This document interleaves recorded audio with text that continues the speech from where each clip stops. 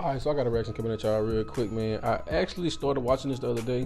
I think I got maybe like a minute into it, and I was like, hell no, I'm gonna go ahead and react to this joint because sis usually talk with some sense. You know what I'm saying? I like her content. I've been checking her out, but the very first thing she said, I got to push her back against that thing, man. Let's get into it.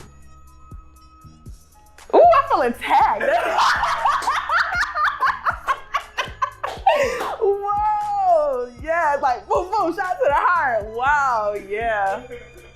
Listen, it's the message right here. Black boy, tell me how you really feel. Cause I just wanna build with you. Black girl, tell me how you really feel. I wanna keep it real with you. I wanna live better, eat better.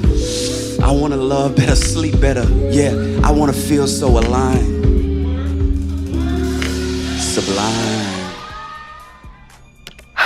I guess the thing, like you were saying with these conversations with men expressing their frustration, happen in barbershops, it happened on the basketball court. Do you think that those men actually sat their women down and tried to explain to them what the issues were? Because I question if we know how to have that raw, transparent communication with one another without it being shouting at one another. So even if we talk about the manosphere, like you said, we could say Oprah, Ricky Lake, the people that you mentioned, they pandered to women. I think a lot of these platforms are pandering to the frustration of men.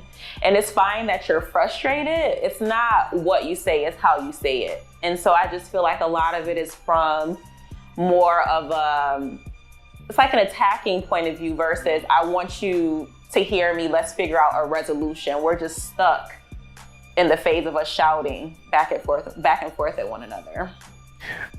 Now, this is one of the first, I want to push back against this. Now, I do agree that most of us don't know how to talk to each other, right? In terms of, I put it like this, both sides, for the most part, don't care to understand the other side. Where I feel like men more care about and want to understand women, but I think there's no level of understanding for the most part. It's very small numbers of women that actually care to understand where men be coming from with these conversations. Very few. And the crazy part about it, the few that care to understand, they tend to grow. But it's hard in these situations because the men been getting looked over for so long. Now we start speaking, especially like, let's just say the manosphere, right? Most men that had conversations with a woman, and when they presented a grievance, it was reversed. So instead of you doing a self-examination, say, okay, yeah, I kind of do that. I can fix that. We don't really see that in the black community, especially amongst the women. You can't really correct black women at all. You can't. It don't matter about the tone. It don't matter about how nice you say it, because you literally talking to one of the dudes that actually give it to them in a digestible manner, and they don't receive that shit. So it's like, it's hard to hear that when it don't matter how you put it, who's saying it, male, female. If you critiquing women, it's not received well. And I'm gonna go in the Bible right quick. Because this is what you're looking at. This is what you're looking at right here. This is Isaiah chapter 30. I'm gonna start at verse 8. Now go, write it before them in a table, and note it in a book, that it may be for the time to come forever and ever. That this is a rebellious people, lying children that will not hear the law of the Lord. Because we the type of people, we don't want no correction. We rebellious. You can't tell us, hey, you doing this wrong, you need to do it like this. We don't want to hear that. Verse 10, which say to the seers, see not, and to the prophets, prophesy not unto us right things, speak unto us smooth things, prophesy deceits. And I think that's the issue with these conversations, because instead of actually trying to learn or get better, they care to listen to the smooth things. They want deceits. Instead of just, it's gonna be an uncomfortable situation. It's gonna be an uncomfortable conversation on both sides. But whether you get emotional or not, you still got to deal with the facts of the conversation. And I don't think that's what happens in the black community. So when you look at decades of how women been getting their side off, I don't care how you slice that, they've been getting their side off because I know I'm not the only one that was listening to that stuff and was like, okay, I'm gonna fix this because I know I don't want to be a part of that. I don't want to be one of them men that they talking about that they say niggas ain't shit. Okay, so they say niggas doing this ain't shit. Niggas that do this ain't shit. Niggas that do this. I'm gonna make sure I don't do none of that. So I feel like a lot of men have internalized that and tried to move in a particular manner, not to be categorized with those type of men, right? But you haven't really heard a lot of men telling their experiences where women can say, okay, I don't want to be a part of this group. I don't want these characteristics that they saying that they don't like about women. Let me make sure I don't do that. I don't think we done seen that from the women, for real. I don't think so. So when we go back into this conversation about tone, how you saying it, is it in an attacking manner? Throw that out. You gotta throw that out, because the person that you talking to right now is literally the example of it don't matter how you say that. It don't matter how you say it. I agree. I think I agree and disagree. I think it's not what you say, it's how you say it. But I think a step further is also like who is saying it and when they're saying it. Like some people, like for instance, people had an issue with Kevin Samuels. His tone. Somebody like Kendra G is saying the exact same things, and she's not even being listened to. People back in the day, throw it back to the 90s, they had a problem with Shahrazad Ali. And one of the people who had a problem with Shahrazad Ali was Ayala Van Sant. Fast forward 20-something years later, she's saying the exact same thing. Black women are out of order. I was just about to say that when he said it depends on who's saying it, where they saying it, and how they saying it. I don't think it's that. I think people listen when their life is in shambles. People listen when they don't have a choice but to listen. Like, you had a lot of people that didn't like Kevin Samuels for the things that he was saying, but when you gotta sit alone, when ain't nobody around, and you ain't got no other options but to look at yourself, that's when people listen. I wanna go in the Bible right quick. Because this is what we see all the time in the black community. This is Hosea chapter 5, verse 15. I will go and return to my place till they acknowledge their offense and seek my face. In their affliction, they will seek me early. And that's how black people usually move. You know what I'm saying? Most black people, they don't listen until their life is being touched. Most black people, they don't really care to self-examine as long as their life going in a particular, at least even kill. You know what I'm saying? As long as your health ain't out of whack, as long as, you know what I'm saying, your family members is everything is still going, you don't care to look at the things that you do to say, okay, I'm out of order here. I might need to fix this. It open your ears when you going through something. That's black folks, period. That's all throughout the Bible. That's how we got down. He opened our ears in affliction, which that's the only time. Cause you gotta really think about it. Black people are hard-headed, period. We rebellious. That's how we are. Very few of us can learn from other people's mistakes and just listen out the gate. Like, okay, I understand what you're saying. I agree with what you're saying. Let me just fix that instead of trying to push against it or, nah, I ain't trying to hear that right now. That's always been black people. We don't want to hear that shit until somebody getting touched. It is what it is. People still aren't listening. Yeah. So it's, at first I thought it was the tone. Second, I thought it was the message, the messenger. It's actually the message. And unfortunately, I think why the message is met with so much resistance is because in as much as men are taught women are sugar and spice and everything nice, women are taught that too. Right. And some of what that instills in you is a sense of benevolence. It's a sense of my shit don't stink. And nobody is gonna tell me otherwise. And what's funny is, one of the questions I would ask early on during this series, I would ask women like, why don't other women call women out on bullshit? And one of the responses I got, for instance, was, we don't want to lose our friendships. So if other women can't even call women out, that's facts. I said that a while ago. I know it got to be over a year ago. Women lose friends when they tell their friends the truth. It is what it is. Women lose friends when they tell their friends the truth. It ain't really nothing you can do about that. It is what it is. It is what it is. It was something I was finna touch on something he just said in the scriptures. He made a point. I can't think of it right now. If I think of it, I'll go back. Bullshit. What hope do niggas have? I just thought about it. Let's get it out the scriptures. That teaching that they receiving gives them a level of pride. It gives them a level of, how can I put it? I'm gonna just read out of the Bible. This is Isaiah chapter 3 and verse 16. Moreover, the Lord saith, because the daughters of Zion are haughty, and walk with stretched forth necks and wanton eyes, walking and mincing as they go, and making a tinkling with their feet. Therefore the Lord will smite with a scab the crown of the head of the daughters of Zion, and the Lord will discover their secret parts. So the part that I wanted to hear is kind of going into what, as Alan is saying, what I'm saying? The daughters of Zion are haughty. They have a level of superiority that they feel that they have with the brothers. Let's get it out the Bible right quick. Let's get it out the dictionary. Haughty.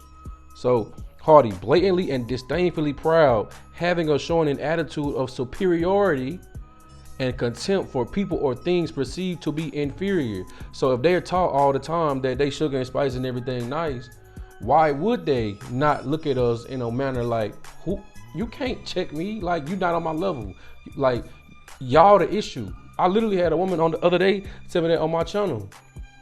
The women don't need to change at all. Alright, but let's continue. Basing our voice and, not being as societally articulate and cunning as women are socialized to be. The average little girl is gonna speak before her male counterpart. She's gonna have a more complex understanding of facial expressions and conversational nuance earlier than her male counterpart. So we're not socialized to communicate the way that I've learned how to. So when we communicate the best way we know how, even if we have learned how to communicate better, it's met with, who are you? Or how dare you say, I got stuff in my teeth. My teeth are pearly white because I think they are. So we have to address both sides. Yes, men can become better communicators, but the reality for a lot of men who've tried is that a lot of women are not receptive to anything outside of praise and adoration. Right. I think you have. Oh man, and that's the crazy part about what he's saying right now is we're really about to see a drastic shift in the black community because the men are waking back up. According to the scriptures, when you read Isaiah 3, when you read from verse 1 to 4, when you read 1 to 4, the men was taken away, but these same men got to wake back up. So now we in a time period of awakening. The young men are finna come back and start teaching and instructing and leading the way they supposed to. So it's gonna be a lot of conflict in the black community because the women haven't seen this before. They haven't been exposed to this before. So a lot of them gonna be feeling some type of way. But it's about to, I'm telling y'all now, it's about to get really bad in the black community in terms of the dynamics between men and women, because if the women don't want to be receptive, because at this point, it don't really matter how it's being said. We understand it. It don't matter how it's being said. But we in the age now, we got to get said, whether you say it in a nice tone, a loud tone, whether you write it out, whether you know what I'm saying, you do it in a poem, it's got to get said. So I just want to read something right quick. It got to get said. Because a lot of people get into these bags where they try to dismiss what you're saying because you might not have the credentials or they don't feel like you qualified to speak on certain topics. If the men seeing the issues in the community, we are the ones that's in the position that's supposed to fix it, right? So when these brothers are standing up to try to fix the situations, either y'all gonna get in line or they gonna get left behind. It is what it is. This is Isaiah chapter 58 and verse 1. Cry aloud, spare not. Lift up thy voice like a trumpet and show my people their transgression and the house of Jacob their sins, because that's the problem in the black community. All these different conversations and topics that we having, all of them, the root cause of these conversations is sin. We going off. We doing things that we ain't supposed to be doing. So when we turn around and these men get back in a mode of, okay, God said we supposed to do it like this. Okay, the community, this is the problem in the community, but we doing it like this. Okay, look, everybody, we going back on this side. This is how we doing it. Either you gonna get with it or get lost. It is what it is. Now, are the women gonna take that night? You know, they not. Some of the men not gonna get in line with it. It is what it is. It is what it is. We can't stop it. It's already written how it's gonna go. Only 33% gonna care. It is what it is. So most of the people most of these conversations that we having, most people don't give a damn. It is what it is. But for those that want to listen, for those that want to understand and learn, so we can fix the community, you can build with them. Everybody else, they gonna get left behind, man. It is what it is. Have to accept that you can't save everybody though. And that's the thing. Damn. And maybe I'm just a glass half full type of person, Right. but I face a lot of opposition with the things that I talk about too. And a lot of opposition does come from women. And so I just kind of have to accept that those are not my people. If you don't receive my message, that's fine. But I know there's a whole entire other group of people who do feel what I say. We're on the same wavelength and they're receptive to it. And so I just wonder why we're not focusing on those people. Is the perception that those people are just not out there at all? Because I know that there are. I have conversations like this with women, and I do hold women accountable. I want my friends to do the same for me. But I don't know if men, kind of like what you said earlier, you don't feel like women are trying to better themselves for men. But then on your, the I Am the Table 2.0, that conversation stood out to me, because she mentioned that this whole soft girl era is a thing. And I will say that I think that whole aesthetic TikTok thing is BS. Honestly, I don't like it. It's very sugar-coated, package it up and sell it to people. But there are women who are out there who are really trying to better themselves. And I think some of the pushback we get is that it's not believable. You guys are trying to do this all of a sudden, it's not real. So it kind of sends a message to women like, okay, well, I am trying, but you guys don't believe that I'm trying and you don't think it's coming from a genuine place. So now that I can agree with you on, you know what I'm saying? It irks my soul when I see these men on these different platforms. Y'all speak in a manner that y'all want the women to change, but when you see repentance on these sisters, you shit on them too. That don't make sense. That don't make sense. I did a whole, you know what I'm saying, live stream. Like, it wasn't even a live stream, but it was like 2 hours when I was talking about mediocre tutorials and reviews, how he was getting on Brittany Renner. Now, obviously, everybody don't, you know what I'm saying, repent at the same pace, you know what I'm saying? But the mindset is already changing. She understands what she was doing was wrong, and she understands she got to fix it. So if she in that bag of trying to fix it, you can't shit on her, because that right there can spark her mind to go backwards. Because most people, they run from things that's uncomfortable. So if repenting already uncomfortable, to acknowledge that you've been living wrong for years, to acknowledge that half your life has really destroyed you, it's a traumatic situation. Most people don't handle that well. So when I see men get into that bad, it bothers me to my soul, because the point of these conversations is to get the community to start changing. So when you do start seeing people change, and you two down talk the ones that actually want to get into that bag, you're a piece of shit. I'm just being honest. You're a piece of shit. It is what it is. Now, obviously, we can be honest about the situation where some of this stuff, it do look fake, but you can tell just off the conversation in the sisters that mean it and the ones that don't. If you truly in that bag of, okay, yeah, I see we're doing this wrong, we need to do it like this, you gotta let that ride, bro. You gotta let it be what it's supposed to be. So I agree with the sister right here, because that irks my soul when I see it. why am I trying? I think for the women who are trying, I would say that the number one thing you should do is get in the habit of actually listening to men. So like you said earlier, watch a whole Kevin Samuels stream. Watch some of the men that in real life you might not even associate with. Right. But they have galvanized such a large following of men that something they're saying is resonating. Because I think what tends to happen is women tend to gravitate towards the Derrick Jacksons and the, metaphors. What's the other dude's name? He's got like hazel eyes. Oh, Tony Gaskins? Tony Gaskins and things like that. And it's like, more so, Derrick Jackson's full of shit.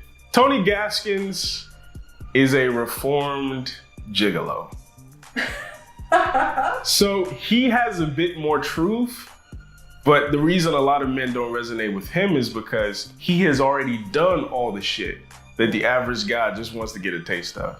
So of course it's easy for you to say, yeah, man, you need to settle down, because you had fucked like 200 women before you graduated high school. Yeah. You know what I mean? So it's like, if women got in the habit of actually listening to men and actually listening to men's grievances, and starting from a place of, I see value in men. Because I think the prevailing narrative is that men have no value outside of what they can do for you. Right. So a real soft girl life, soft girl era, I think is rooted in the idea that men are inherently valuable. I want to touch on something before I get too far gone, because what he's saying is, it's really real in the black community, where when you really pay attention to it, black men have been docile for so long that black women aren't used to black men speaking with a level of authority. So you hearing these men speak with bass in their voice, you know what I'm saying, speaking at a higher tone, because like you got to really think about the mindset, right? I've had conversations with sisters where they start trying to raise their voice in situations with me, and not understanding, we, as the brothers we teach in the scriptures, we actually train to speak loud for long periods of time. So I'm trying to explain to the sister, like, look, don't do this with me, because I actually train, because I'm gonna bark on your shit. I'm literally, like, I'm louder than you, and I can do this longer than you. But it's like, women are not used to us talking like that. They not. And I'm gonna put this back on the screen, Isaiah 58:1. This is how the Most High told us to speak. Cry aloud, spare not, lift up thy voice like a trumpet. That's not normal in the black community. That's not normal for men to speak with authority. Just like with Christ, they come into these situations like a Derrick Jackson, right? That's how you would think that Christ is in the New Testament. He talked with a particular cadence that's soothing. He talked with his voice a certain way to not raise alarms. But that's not how we was commanded to talk. That's not how we was commanded to teach. So it go back into that Isaiah 30. Speak unto smooth things. Smooth. Don't raise your voice. Don't tell us that we doing something wrong. Tell us what we want to hear. And that's the issue. But in the black community, like Brother Allen just said, the sisters got to start learning and looking, at least practicing, listening to, you know what I'm saying, the brothers speak. I think I did a video not too long ago reacting to a Courtney Michelle video, and a sister commented to Courtney saying, I don't know how you watch that without feeling triggered. I'm thinking in my head like, damn, I don't remember saying nothing about Courtney that would trigger her. But I think it's literally just how I speak. I speak in absolutes. I speak in the knowledge of the scriptures. I don't get into that we can agree to disagree. I'm gonna tell your ass that you're wrong. I'm gonna tell you, hey, this is what it is. But it is what it is. Like, our sisters are not used to that. Our men ain't used to that, because when we get on the brothers, they get in their feelings the same way. So I can't really say it's only a woman thing, because most men who wasn't raised with a father, or you was raised with a weak father, they not used to listening to men speak either. Because sometimes when you go back to them old Kevin Samuels clips too, some of the men was bucking on him because of the same thing. Like, oh, you ain't got to talk to me like that. Bro, get your bitch ass off my phone, bro. It is what it is, bro. It is what it is. And if I want one in my life, I have to make myself palatable and attractive to the caliber of man that I see value in. But I think, to your point, a lot of what we're seeing in the soft girl stuff, which is why we don't believe it, is like Soft girl life is by getting your nails done and getting, pedicures and manicures and looking the part. Right. And what men have been saying is that that's not y'all's shortcoming. Right. If we were to line up women around the world as far as beauty, y'all are at the front of that line. Smashing them. But men are not running to America to find wives. Right. They're running to Asia. Why is that? Asian women ain't built like y'all. The behavior. Facially, Asian women ain't what y'all, So what is it that men actually want for a lifetime instead of for a night? And I think part of the reason, again, why the soft life thing isn't resonating with men don't believe it, is like, I'm telling you that your legs are fully developed, you need to work your upper body. Right. The next few times I see you in the gym, you're still doing squats. It's a level of selfishness in it. That's what it is. It's a level of selfishness in it. That whole soft girl life that they talking about, the soft girl era. Everything that they doing is the same thing these married women be saying that they doing when they leave their marriages. It's self-love, it's self-care. I gotta do what's best for me. But you still a horrible person though. Like because you gotta, this is how I truly think. Most men, when they hear there's something wrong with them, they might argue with you in your face. But when they get home, they start thinking about that shit like, yeah, he was right about that shit. He might not tell me. That, yeah, you pulled my card and you was right. Women, nah. It's selfishness at the end of the day. Because I think they understand. I think they truly understand what we saying. Because if y'all can break down men the way y'all do, and how women break down women that they don't like, I know y'all understand when men be getting into these bags of trying to correct the behaviors. Because they prove that they understand when they start checking women that they don't like. It is what it is, man. It's all selfish. It's all selfish. I hear you. That's what I mean when I say it's very glamorized, because I think the part that's being missed, and this can be said about the whole healing journey things, I feel like that's a thing that is very saturated now as well. And it's not pretty and it's not easy at all, but I think that women are seeing the aesthetic piece of it. So what might come in the end of that journey, but people aren't really doing the inner work. And it's hard, therapy, reflecting on a lot of things, realizing that you're not perfect and you probably messed up in the past. We shy away from those things. So that part isn't happening, and I agree with you. But I do want to challenge something that you said. Challenge something I said. Go ahead. Because you said that women only see value in men based on what they can do for them.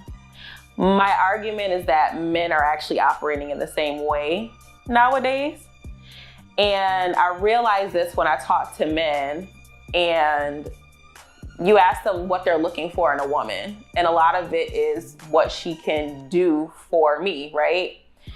And I don't think that the soft skills, the person who she is internally, is valued as much. Because I think for me, when I think of a partner, the thing that I value the most about them is who they are as a person. I want you to be my best friend. I want us to be connected in that way. And everything else outside of that is an added bonus, because you might make a lot of money today, but something might happen tomorrow where you don't make a lot of money. And so I need you to have that substance so that I do still see value in you. I don't think that men are focusing on that substance. And so you can say, well, I'm a good woman and I'm caring and I'm gonna be supportive and all these things. And I don't think that that is enough for a lot of men that I talk to. Because it's not. It's not. Because most women be lying about it. Because just like you said, if something happened to me today and I can't provide like I've been, they leave. So I think what you're speaking to is a response to how men have been treated. So it's almost like one of those things where I know this is how it's gonna go. So I'm gonna need you to come in with some things that I like, other than I just like you as a person. Because for some reason in American society, we get into these bags where we get into relationships with people that we want, that's our friend, and we just love them, right? But they don't have the intangibles. They don't have those other things that's supposed to be in place, the roles of being in a relationship. So when now we're not getting along, right? So the whole friend shit is out the window because you don't like me right now. That whole I'm in love with you, that's out the window because you don't like me right now. So a lot of people, when they get into those bags of, oh, I don't really like you right now, they forget the role. They don't care about, oh, we was in this shit, we supposed to be in this forever. They don't think about that no more.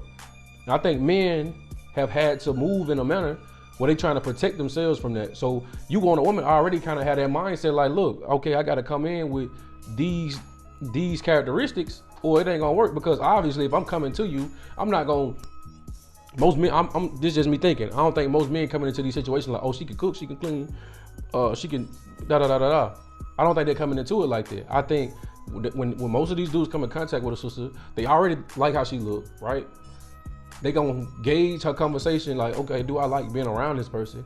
But then she got to come with these other things, because if she don't, you asked out.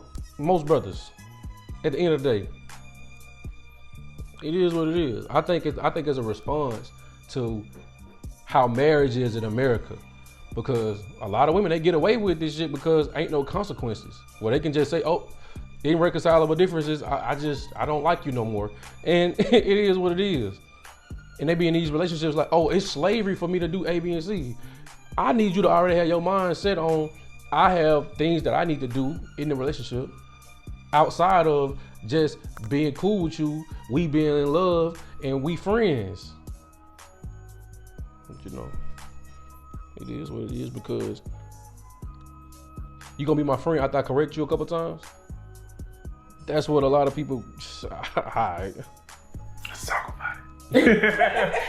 Well, I think first and foremost, we have to admit that at the top of men's priority list in selection, sexual selection, is gonna be aesthetic.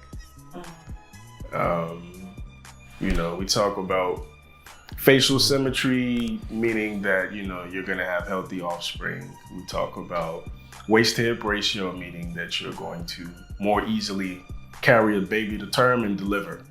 But it's been in breast roundness and all that good stuff. Like, it's ingrained in our DNA to want an aesthetically appealing woman. But the other part too is the beauty of our woman is also a status symbol. You know that reggae song, "Girl, You Are a Walking Trophy"? Yes. You know what I mean? Like, it's a status symbol to tell other men, to tell society at large that, yeah, I'm that dude. Because look, not just look at how she looked, but look how well I take care of her. You know, in some circles in corporate America, if you're not married, for instance, you're not getting in. Right. You know what I mean? Because how can I trust you if you haven't paired with somebody and I can see by how clear their eyes are, how clear their skin is, that you are about what you preach. Right? So the beauty thing is first. The beauty thing is first. As far as you saying it's about what the woman does for the man, I agree. But I also think love is supposed to be quid pro quo. It's supposed to be, I scratch your back, you scratch mine. Yes. Right. I don't believe in, what is it called? Unconditional love. I don't think humans can fathom not putting conditions on anything. Yeah. I don't think we're capable of it, but That's not, like, it really irks my soul when people talk about unconditional love. God don't even have unconditional love. That's not in the Bible. That's not, it don't make sense for you to just be able to do whatever you want to and still get that love. And I just thought about something as Alan was speaking. I think a lot of times too, where we haven't heard men say what they want from women, because men put themselves on the back burner for shit. It's been decades. You hear women talk about what men don't stack up to and what they want in relationships and what men aren't doing. But you don't really hear most men, black men, I'm gonna say black men because other races don't really go through this like we do. Most black men are docile. They let women get away with shit where it's like, okay, I know I want her to do this, But I know if I say something to her, she gonna act like this. So I'ma just, I'm cool. I don't need that shit. That's out. That's out. We gotta get away from that shit because a lot of brothers they really be in these relationships miserable as hell and they won't say nothing. So now the brothers are getting into this mindset like, look, okay, I need you to do something. Like this ain't 90s Keith Sweat. This ain't no damn Jodeci. It's not me breaking my back to make you happy, but you not doing shit for me. That's out. That's out. That shit don't work. That don't work. I don't think a lot of women understand too. If you doing what your man wants you to do, if you really being there for him, he'll damn near kill himself to make sure you happy. I don't think a lot of women understand that. But a lot of sisters, they get into these bags where they think that men are supposed to serve them, but ain't no reciprocity. That's what black men been kind of complaining about for years. There's no reciprocity. So a lot of these men, they come into you up front with the shit. Hey, I need you to do this, and this. Yeah, I already like you. Yeah, you pretty. Yeah, you got a nice body. But can you do this? Because if you ain't willing to do this, okay, we can get into some nasty stuff. But outside of that, we cool. So I think it's good that the brothers getting into this bag where they start to require things because let's keep it a stack. Most black men, they standards is in the trash in terms of what a woman got to bring into the relationship. Most black women. Well, I say most black men only required a woman to have a pretty face and a fat ass. All that other shit was, if she do it, she do it. If she don't, she don't. That don't work. I'm open to be challenged there.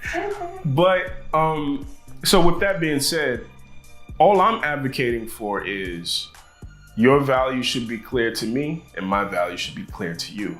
Because, I feel good when my woman looks good. And just like I said before, it's also part of my status symbol. So if I'm not treating you good, you can't look good to make me look good. Mm-hmm. So it's a cyclical thing. Am I gonna say most men are able to articulate that or most men are concerned about that? No, I can't say that. Mm-hmm. But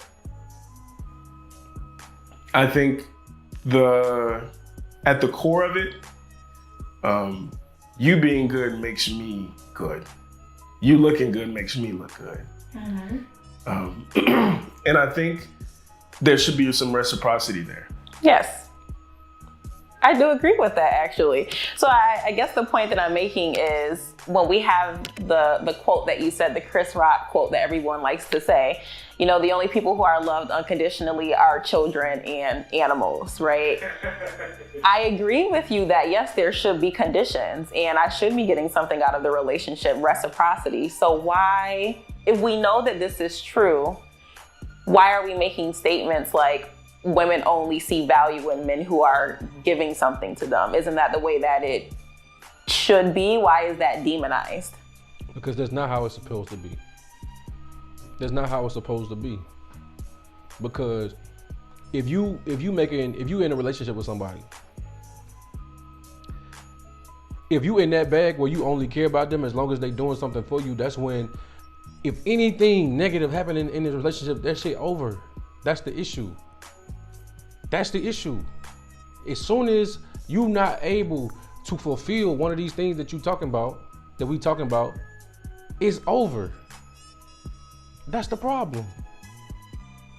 That's the problem. And I think that's the part that the men are coming into it like, okay, well, if that's how I'm gonna be treated, I need you to come into this showing me that reciprocity. Because I say this all the time, a lot of these relationships, they break up over the smallest things when it was fixable, so y'all bond would have grown stronger if y'all would have stayed together, but y'all break them up, right? But this the issue. Y'all supposed to have that love for each other just off, I like you as a person. We growing together. You my person for going through life. So if you're not able to do this one thing, yeah, you get the grace because I know you want to. I know that you're willing to do it, but if you can't, I understand. If the circumstances align and you can't fulfill that, I understand it because I know you want to. And most women don't want to. That's the problem. I'm telling you, men are way more understanding than women. I'm telling you. That's the thing. That's it. I'm telling you, that's what it is. If you willing to do it, you can get the grace. The grace is gonna be there. But outside of that, this ain't 90s no more. This ain't Jodeci. This ain't I'm gonna break my back and get you the moon and the stars, and I'm sitting there eating peanut butter and jelly sandwiches. We can't do that. We can't do that. No. So I think that's what it is for real, for real. Like the whole gold digger thing? Not even just a goal. I mean, I guess you could say maybe selfish. I mean, that's a big thing. Like, you only want me if I'm providing something to you. But why is that bad? It's not. For me, it's not. For me, like when I hear people talk about certain like gold digger stuff, yeah, I'm not with that, because I feel like if you're not adding value to a woman's life, to play God's advocate a little bit, to try to articulate what some of those people are saying. I think just like women were raised on fairy tales, men were raised on fairy tales too. And a lot of dudes, I think part of the reason why we struggle is we were led to believe, sometimes by our mothers, sometimes by media, that if we love a woman enough, if we buy her enough flowers and we go on enough long walks on the beach and we have enough conversations, my ability to take care of her won't matter. In the real world, that's not true. In my culture, I don't know about that one. Because I think most men was taught that you got to do those things for a woman. You have to provide and really be able to run a household. I think most men was taught that. I'm thinking that you was finna get into a bit, because this is what I thought you was finna say. That we was taught that if I basically give her that romance, you know what I'm saying, buy her flowers and tell her how pretty she is and give her those affirmations and, you know what I'm saying, show that persistence and consistency, that she'll return that.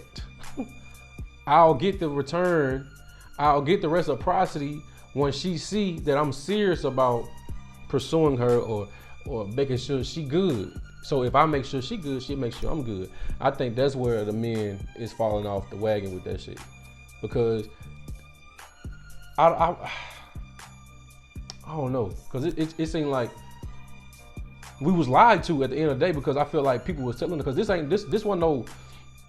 wasn't what we was really taught in like TV shows and movies, you know what I'm saying? This is what we was taught by adults growing up. Like, yeah, you just, you know what I'm saying, make sure you being nice to them and being a gentleman and buying flowers and candies and rubbing feet and, you know what I'm saying, and, you know what I'm saying, she'll return that. We was being taught that shit from people that knew that didn't work. Y'all in relationships with people that don't do none of that shit. So, I don't know. Let me see if he continue with, you know what I'm saying, explain a little bit further, because that I don't know. I don't know about that one. It's like, I don't just have to prove to you that I'm a good man. I also have to prove to your father that I'm a good man. Like, we still do in Igbo culture, we still do dowries. Like, I have to come with my people to your people, and they're gonna literally, based on your beauty, your level of education, your contribution to the household, they will literally come up with a number. And if I can't pay that number, I can't marry you. And on the face, it's like we're selling our daughter. But the idea behind it is, it's a test to prove your capacity to take care of her. Right.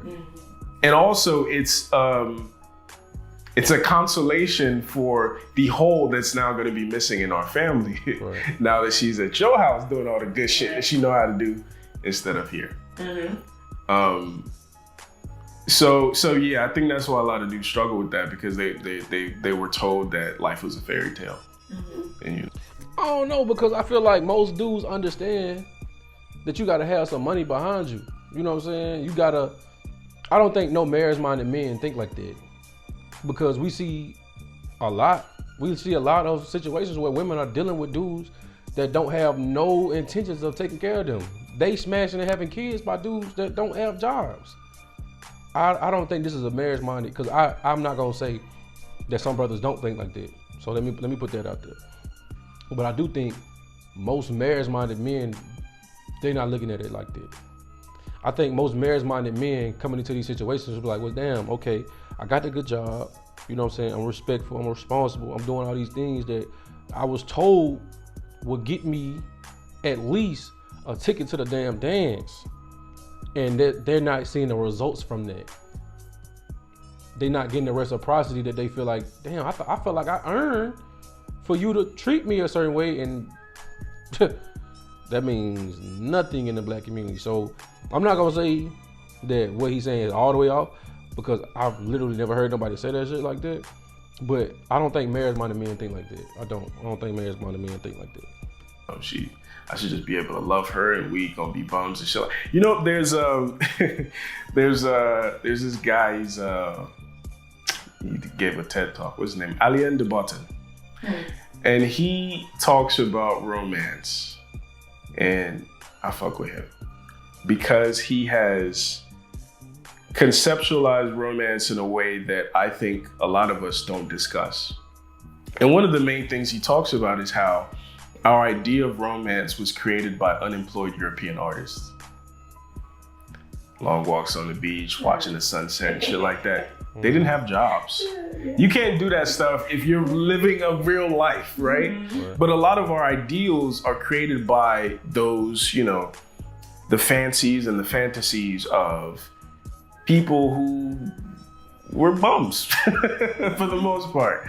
And I think it affects the reason why men, for instance, have a hard time wrapping their minds around, like, you have to be able to take care of her, bro. Outside of just making her feel good. You have to be able to show that you could potentially take care of your offspring. So I'm trying to, like, I feel like most dudes, even the no good niggas, know that the baseline of being a man trying to be with a woman, you gotta protect and provide. I think that's the base. Now, do I feel like a lot of men think they supposed to get out here and try to become rich, and you know what I'm saying? Some people ain't into that type of lifestyle. But I think the baseline, most dudes understand, without that, ain't no point of even trying to, these ain't marriage minded. I don't think these are marriage minded men that have that mindset. I don't. Because most marriage minded men understand the very first thing that you got to do for a family is provide. I think the average man, a large majority of men understand that you're supposed to provide for, because I think that's where most men really get frustrated, because it's like, I can provide for you, but all that romantic shit, I got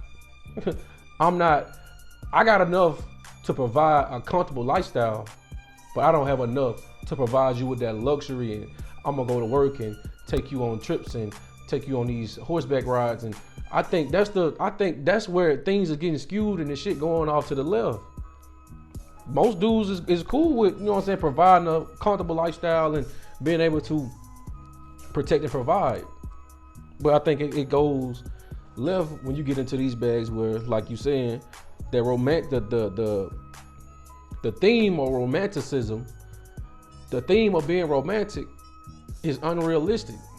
And I think that's what most people get into these bags. I don't think a lot of men have an issue with providing for a household, but I think a lot of dudes is like, well, shit, if I'm gonna be the main provider and I'm getting pushback on the small little things that I want, and it's always a potential that she can leave whenever she wants to, it just don't sound good at the end of the day. Me personally, and this might be where I deviate from the manosphere, no, I don't think there's anything wrong in a woman discriminating against a man because he is not able to provide for her. Right. Where it does become wrong is when you create arbitrary, very superficial metrics like 6 figures.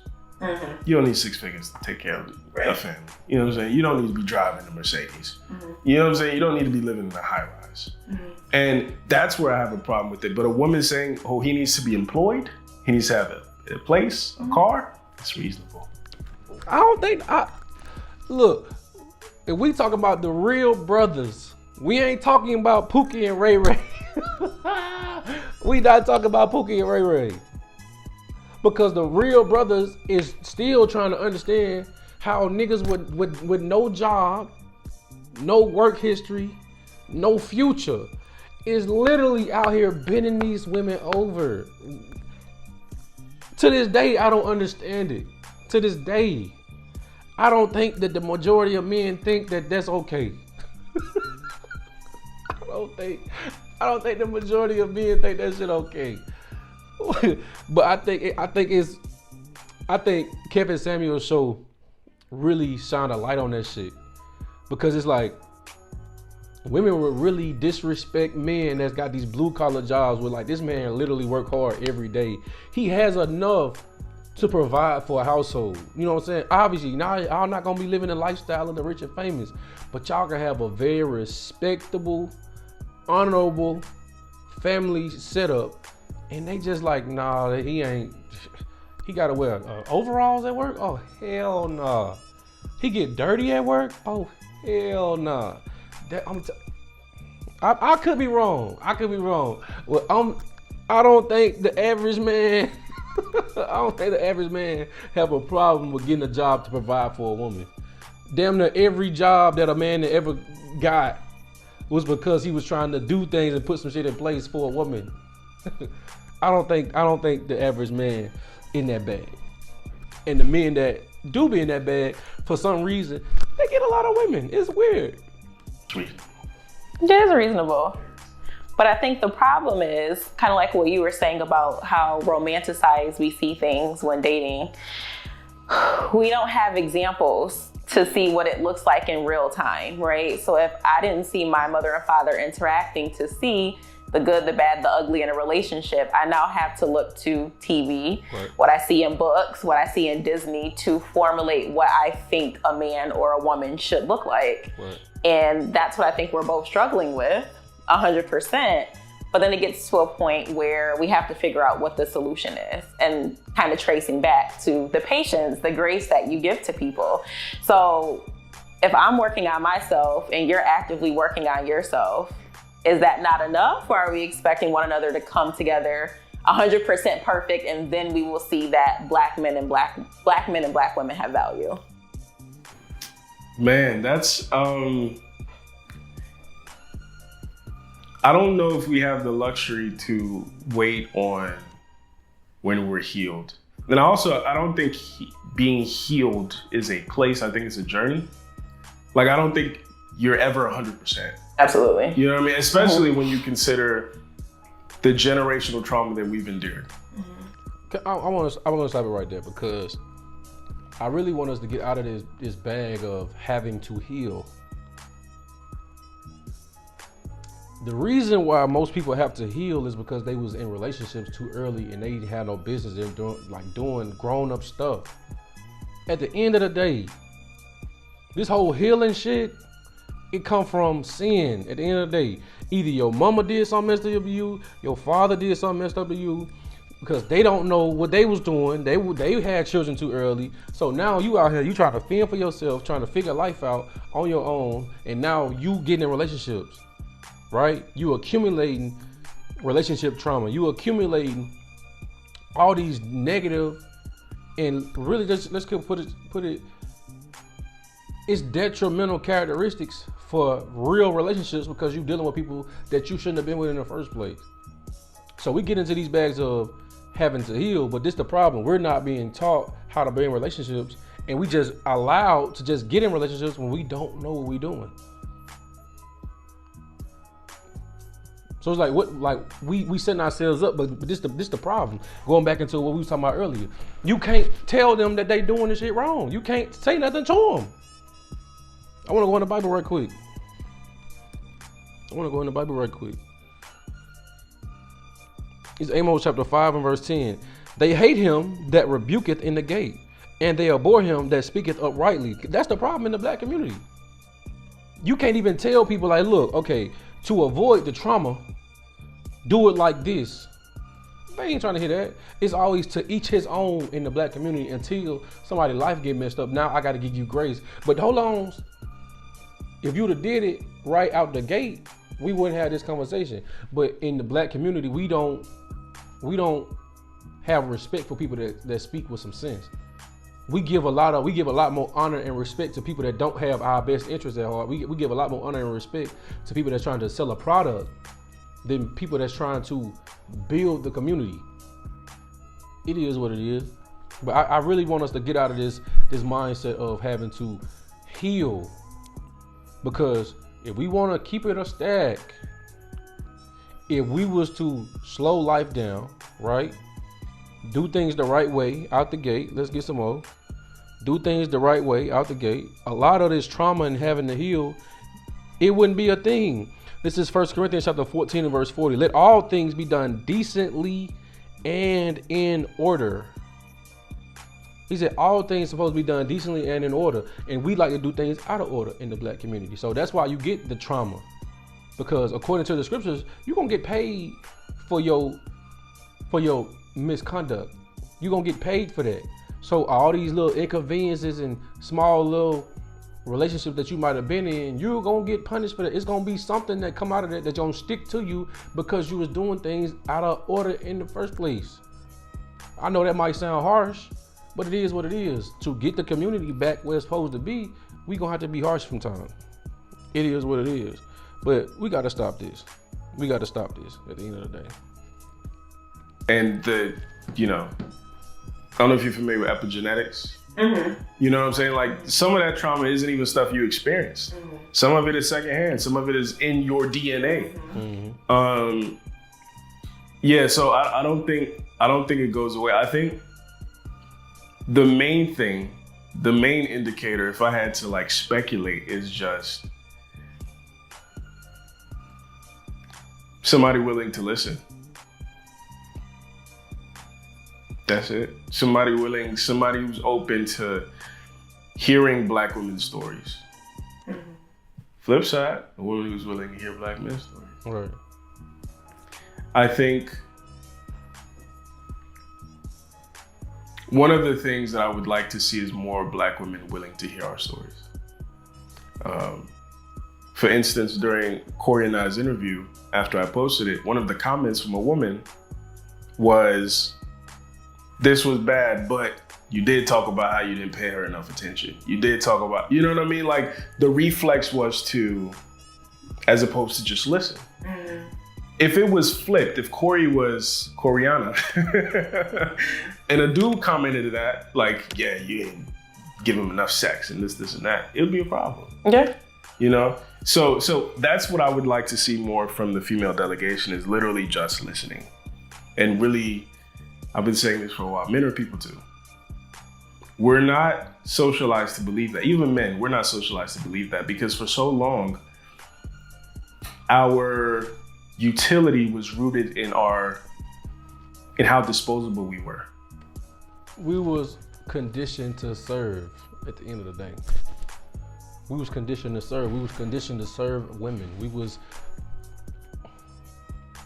And it's crazy because this ain't the first time in history that it was like that. It was like this also during the time of the Romans, when we was under the Roman captivity.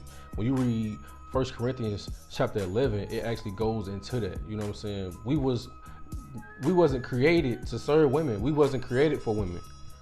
And I think that's the problem. Like even with the sister with the comment, she's saying that because women are trained and men are trained that we supposed to serve and like do whatever a woman wants us to do to make them happy. And that don't work. It don't work. That's what we was trained to be like that. And this gonna be the issue that a lot of women gonna have in these last days. The men are stopping that. Doesn't work. It don't work. It don't work. So I think a lot of sisters gonna start struggling with that. But you know, it is what it is, man. This been a very long clip, man. I think it still got like 11 minutes, man. I'm gonna go ahead and shut it down, man, because this is getting entirely too long.